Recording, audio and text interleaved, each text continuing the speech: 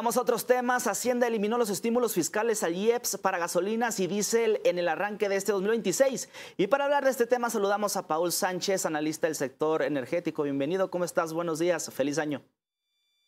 ¿Qué tal, Antonio? Feliz año a todo el auditorio. Y sí, despertamos con la noticia, pues como siempre, como cada año, de que aumenta el precio de la gasolina. Y pues tenemos esta fórmula determinada por hace muchos años donde aumenta más o menos lo que aumentó la inflación. Este año aumentaría como un 3.7, 3.8%.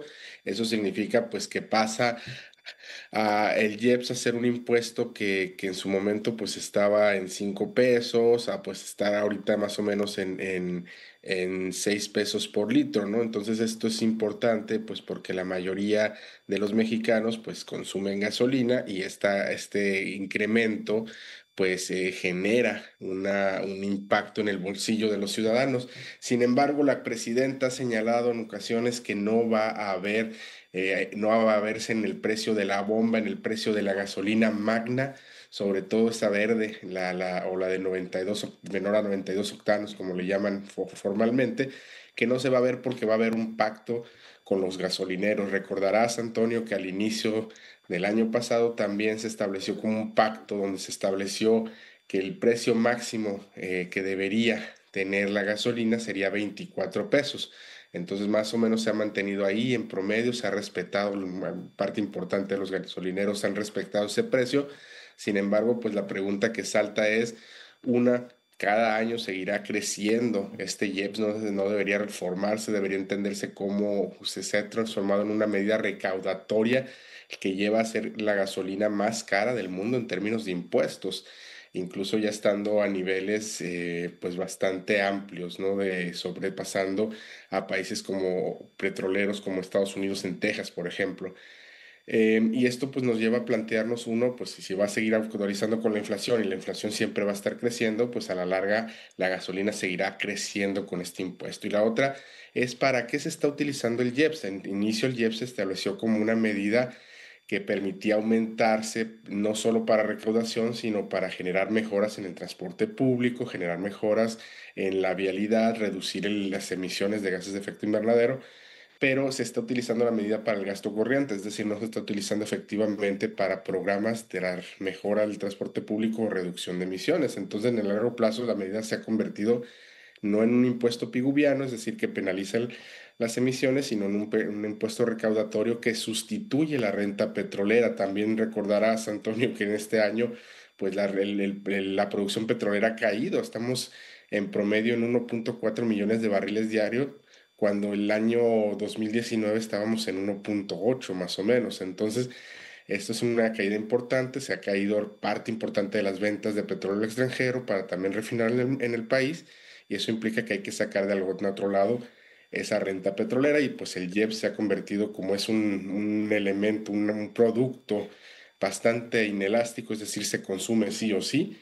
Entonces, pues esto nos lleva a que incrementen los precios en gran medida. Entonces, y se ha convertido en una medida recaudatoria para el gobierno federal, que ha impulsado o ayudado a sustituir la renta petrolera. Entonces, Antonio, pues esta es la parte preocupante para el bolsillo de los mexicanos. Ya nos enfrentaremos a ver si realmente los gasolineros pueden mantener el precio en 24 o si les generan algún estímulo, pero como señalabas al inicio, pues al menos en diésel no habrá un estímulo inicial, sigue aumentando el IEPS y pues eso impacta el 2026 no solo a las bebidas azucaradas, no solo el tema de los videojuegos como señalabas, sino también tenemos un impacto pues en la gasolina, en los combustibles, en el diésel, en la gasolina magna, en la gasolina premium, que es la mayor a 92 octanos, y esto pues nos lleva a plantear pues estas dudas, ¿no? ¿Cuáles serán los mecanismos en el futuro para pues impedir que esto siga creciendo y afectando el bolsillo, o cuál debería ser la cuota específica del impuesto para evitar que funcione como un sistema de control de precios? Sí, Paul, y es eso que comentas precisamente.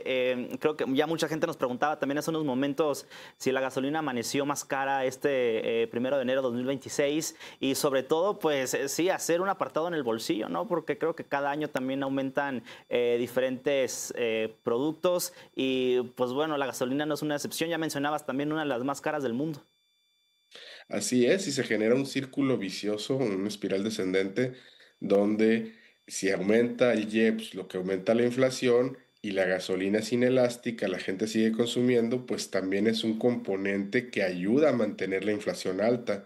Entonces, pues el siguiente año otro 4%, 5% que aumente la inflación, que aumente las gasolinas, pues implica que hasta en el largo plazo, en 10 años, estaremos viendo un incremento gigantesco. Entonces yo creo que ya este concepto del IEPS, este impuesto que estaba asociado a un incremento inflacionario, ya no debe ser de esta forma, sino establecer un impuesto real que tenga un objetivo específico y que penalice el consumo de la gasolina si se quieren crear a lo mejor soluciones para transición energética.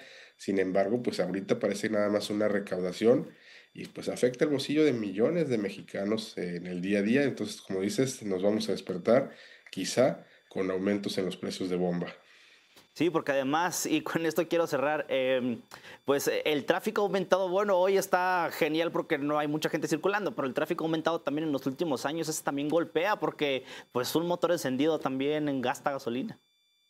Así es, digo, también siendo francos, pues en los últimos años se ha aumentado la eficiencia de muchos motores y es cierto que han mejorado el rendimiento, hemos optado por autos con menor